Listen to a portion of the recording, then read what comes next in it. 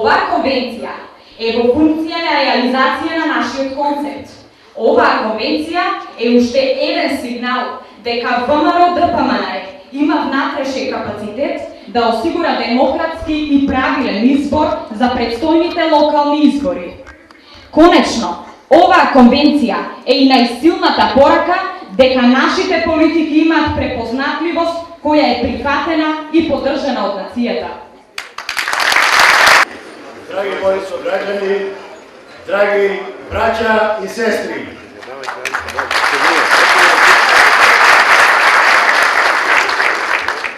драги роднини и пријатели, добро вечер.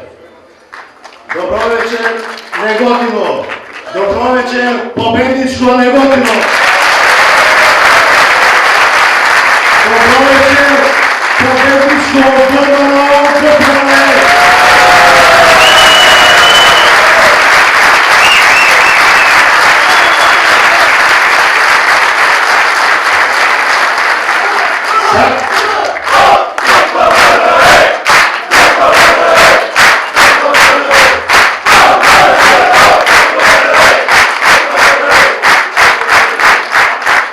Сакам од ова место сите заедно да го поздравиме председателот на нашата партија, лидерот на нашата партија, господинот Никола Груевски.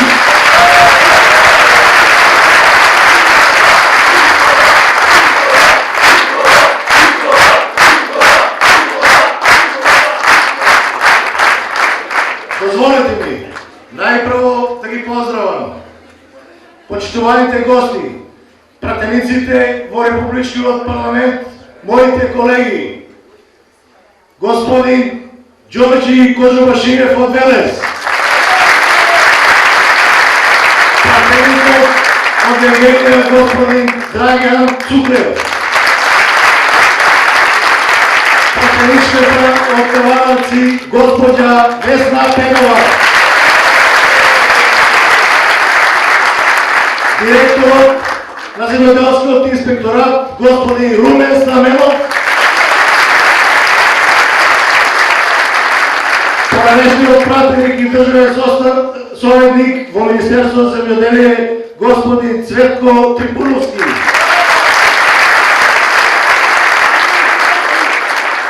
Исто така ги поздравувам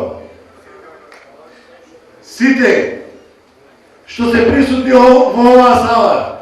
Иако е отсутен од оправдани причини председателот на Општинскиот комитет, господинот Јордан Паунов, поранешниот, односно досегашниот градоначалник на општина Неготино, господинот Пане Трајков,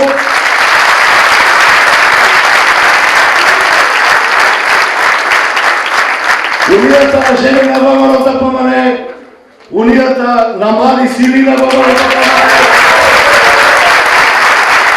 Унијата на ветерани на ВМРО-ДПМН, членовите на Советот на општина Неготино, функционери и раководители на јавни установи и предпријатија, представници на бизнис заедницата, спортот и културата. Почитувани, чест ми е што во ваков импозантен број масовно сме собрани сите на едно место, сите со иста визија и сите со иста цел. Оваа масовност уште сега кажува кој ќе победи на престојните избори.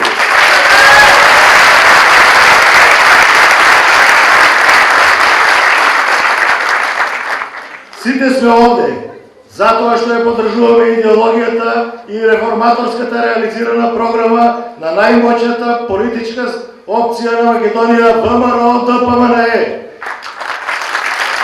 Одговорно, честно и транспарентно.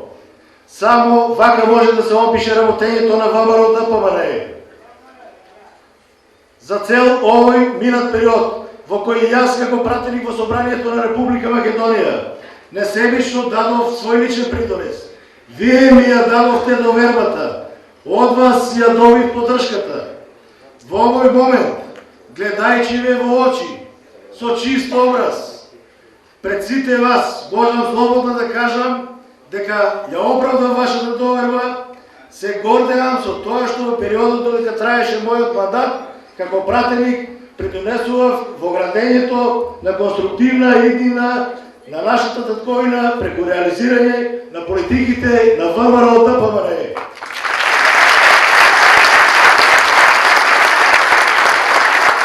Драги мои браќа и сестри, извршувајќи ја функцијата пратеник во Собранието на Република Македонија, заедно со владата на Република Македонија, начело со премиерот Никола Груевски, успеавме во времето на најголемата светска економска криза со голем ентузијазам и денонощна посветеност да работиме одговорно и честно за да подобрување на социјално-економските услови за живење во Република Македонија.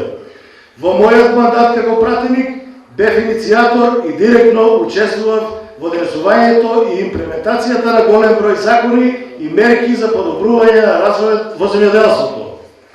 Драги мои сограѓани, практично е да се спореди дека пред 2006 година 5 милиони евра субвенции изнесуваше целокупниот буџет во Република Македонија за субвенции и тоа на годишно ниво.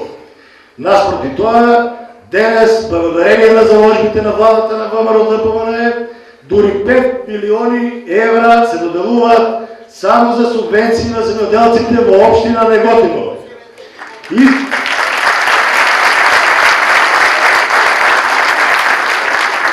Исто така, пред само 3 месеци ги зголемивме субвенциите за цели 20% за регистрираните земјоделци, а со законот за земјоделски задруги, кој го донесовме пред 10 дена, членовите на земјоделските задруги, а тоа се сите евидентирани земјоделци, ќе добиваат дури 15% повисоки субвенции.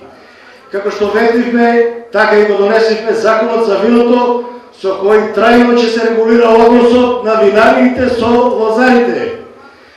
Јас, како иницијатор за донесување на законот за легализација на државното земјоделско земјиште, засадено со повеќегодишни култури, лозови и овошни насади, или популарно нареченото фондово земјиште, сум посебно горд затоа што се реши еден голем проблем со кој што се соочуваат голем број на лозари и овоштари од општина Неготино па и пошироко од Теквичијата и Република Македонија. Јас сум човек кој тешко ветува, но има визија и затоа сакам да го направам Неготино бренд со кој сите неготинчани ќе се гордеат. Неготино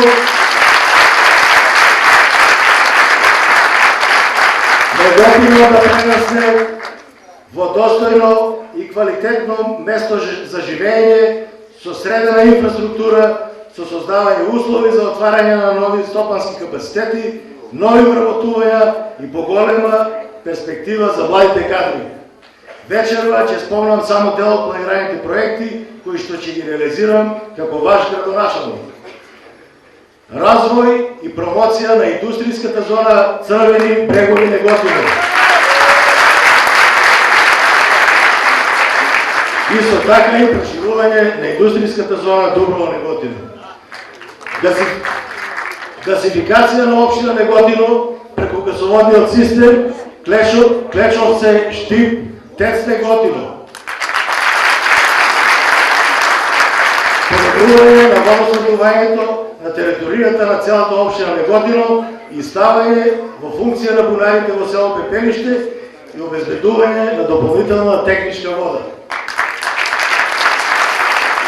Изградба на водовод, фекална канализација, атмосферска канализација и техничка вода за улица Градска порта и за урбан блок 5-1. Изградба на паркинг простор во центарот на Неготино и 2 кружни тека кај автобуската станица и центарот на градот.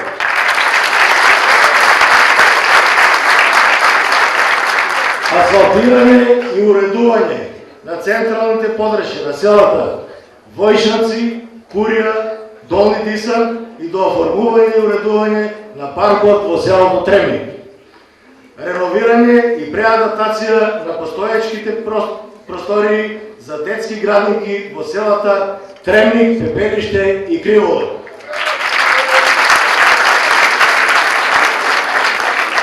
Реконструкција на локалниот пат Тимјаник, Долни Дисан.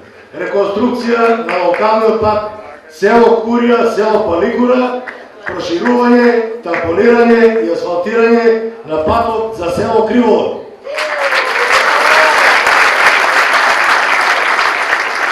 Реконструкција на градскиот стадион и комплексно уредување на просторот за рамките на спортскиот објект. Изградба на фекална канализација, колектор со пречистителна станица за отпадни води во село Тремник на реката Варна.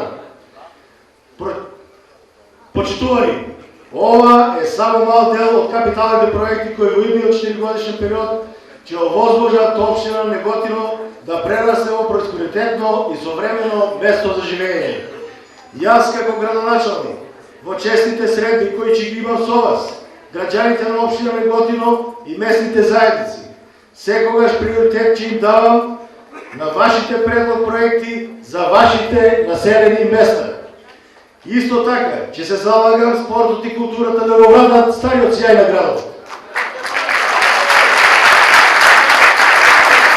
Главната ќе убеден дека многу жители од општина Неготино размислуваат како мене и дека со нивна помош во наредните 4 години ќе направиме Неготино да не биде само транзитно место, туку вистински дел од Европа, град со кој што ќе се гордее секој неготинчанец. Почитувани сограѓани, воедно бидете сигурни, во наредните 4 години вашите проблеми ќе бидат и мои проблеми, вашите идеи ќе бидат моја обврска, вашите успеси ќе бидат моја радост. Со уверување дека општина Неготино ќе биде нашата гордост, ве повикувам да дадете подршка на мојата кандидатура за градоначалник и заедно да ја направиме иднината посветла, а на генерациите после нас да им оставиме општина со која ќе се гордеат. Општина во која ќе имаат квалитетен, успешен и просперитетен живот.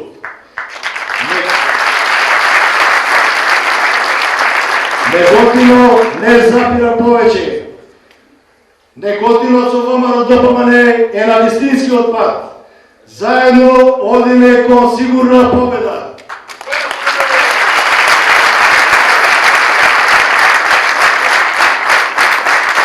Да живее ВМРО-ДПМН!